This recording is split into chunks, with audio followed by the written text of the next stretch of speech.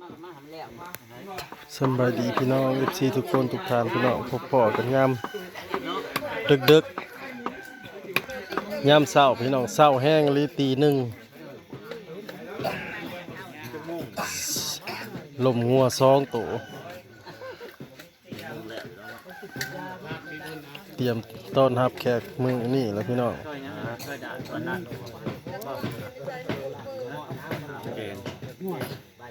ทีมงานมีจะคนว่า2 4 6 8 10 12 14 16 18 20 คนทีมงานครัวซอยเนื้องัวคือบ่กินข้าเคียงนะ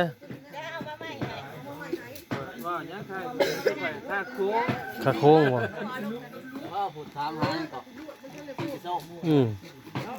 จักไผกินสิ่งกระโสมมันหมด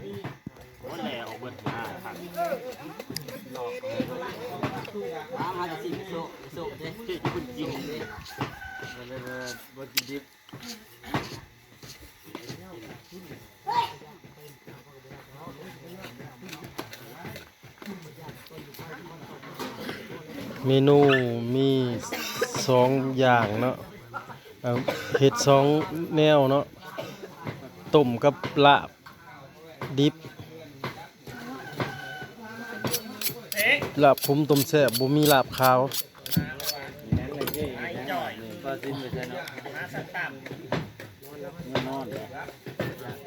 ลาบขาวก็เห็ดโบราณเพิ่นว่า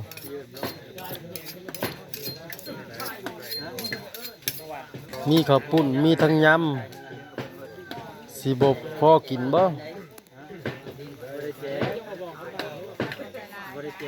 มาเลยครับ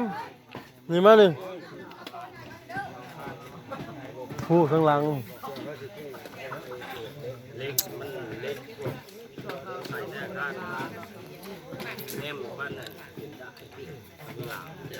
ผู้เข่าเนี่ยนะเข่าซอยนะซอยมันขาดซอยแบบ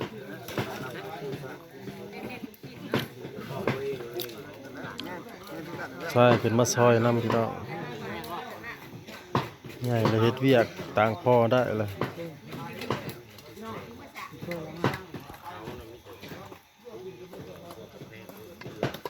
หนึ่งเขาพวกแม่ยิ่งก็ได้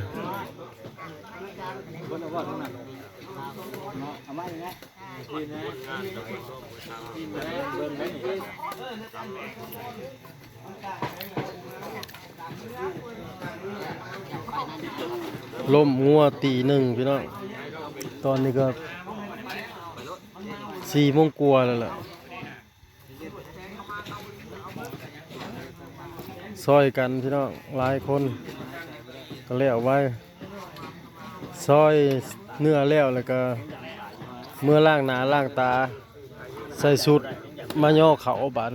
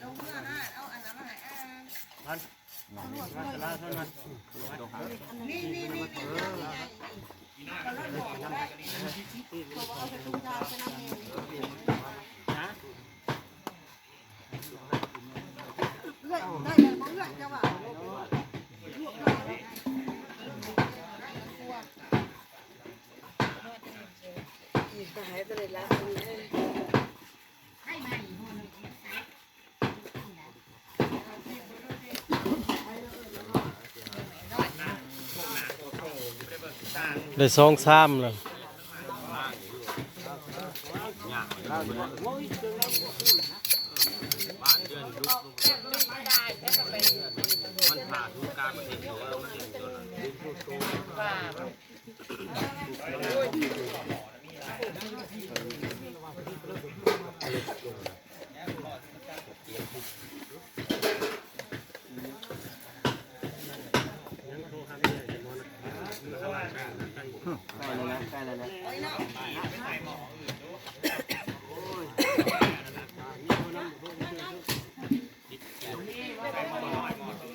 โทรมากกับโทร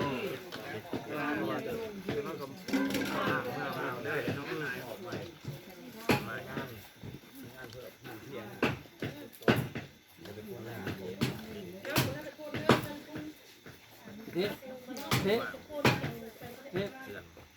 ที่โรงงานที่โรงงานมันตีที่โรงงาน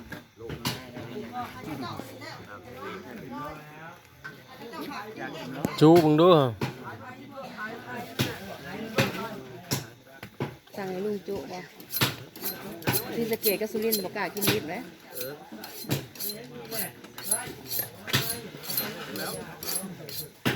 ใกล้กันจะตีน ห้องก็ได้ส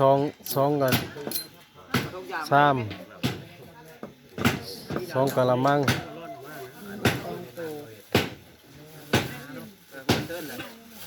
ยังสองขานะ เอาไว้ได้ไหมอ่ะ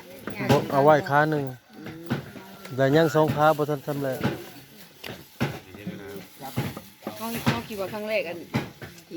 ที่เดินเป็นตัวเลขเขาอ่ะงัวสองตัวขึ้นมาหน่อยแท้ว่ะ โอ้ ตกใจ คิดว่ามันกายตู้เย็นเนาะ คิดว่ามันใกล้แบบ มันใกล้นาโนนมั้ง อืมบ่มันห้องกระโตเดียวหักบ่ทันสำเร็จเบิดซ้ำตัวในขามันก็ยังอยู่ทั้งสองขา เมื่อวานก้มในอิ่มหรือเปล่าตามพ่อจะเงียบเนาะเอาเหล่าข้าวบ่ได้แล้วลูกเคยนะลูกเคยไม่ชอบเห็นเปลี่ยนมะพร้าว ป้าบ่กล้าใส่ลูกเคยให้ผู้อื่น ก็ บ่ ใส่อีกต้องให้แม่เฒ่ามันใส่บ่ได้นี่ อ๋อโอ้ยลูกเคยก็หมุนหนน้ำ โอ้ยว่าแต่พอเฒ่าสั่ง ซอยกันพี่น้องบ้านเฮามันสิแนวนี้แหละมีงานเฮาก็ไปเว้าไปบอกมาซอยกัน ผมมันจะได้เป็นงานครูหลังเฮือนน่ะนะ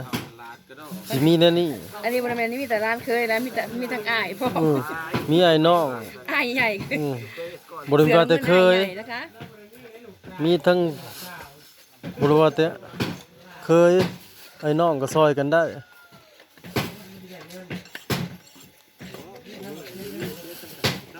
ซอยจุน่ะบ่ได้มีเลยมื้อนี้ ลาบบ่ ซอยจุคาเคียงนี่นะบ่มีผู้อยากปานใดเฮ็ดอัน หน้าโค้งพี่ใหญ่เอ้ยแต่พ่อมันจะนั่น เฉพาะจังบกบ่ แต่พ่อจะโบก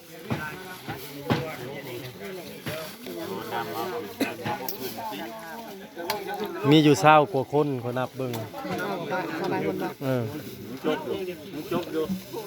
เคียงบ่พอกันก็เปลี่ยนกันออกเป็นเขาพี่น้อง ได้เสือมาดูดยาก็ออกเปลี่ยนกัน เฮาก็มีตัวแทนน่ะเด้ลูกชายเฮาก็มาสอง เคยมา ใหญ่เป็นบ่าวเลยเด้แทนพอได้ล่ะ บ้านโค้งอิ่มแล้วอย่าลอยเมื่อเด้อ ปีหน้านี่ลูกสาวก็แทนแม่ได้เฮ็ดเวียกลูกสาวก็แทนได้แล้วปีหน้าแทนแม่พวกไผ่พี่น้องเอ้ยไผ่ทั้งนั้นน่ะไผ่กับพี่น้องกันทั้งเอื้อยทั้งญาติซอยกันอืม เล่นน่ะป้าผัวมาแล้ว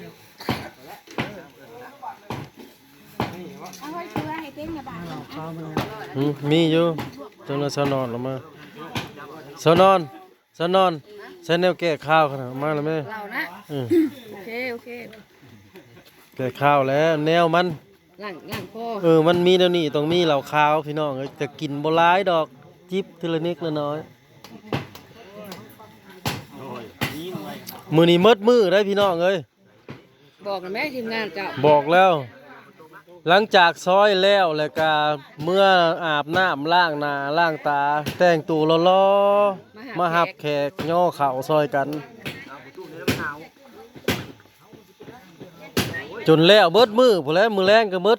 คืน แรกกับหลังจากเสิร์ฟแรกกับอาบน้ำใครเป็นกองร้อนกับเตรียมโตอีก มี เสืออายุอะลินะไว้ไปต่อไก่กับตอนอันนี้บ่กับอ้ายบ่ เก็บภาพไปเพียงเท่านี้พี่น้องขอบคุณทุกกำลังใจเด้อที่เข้ามาเบิ่งมาชมฝากกดไลค์กดแชร์กดติดตามส่งพอดีแท็กเด้อพี่น้องสบายดี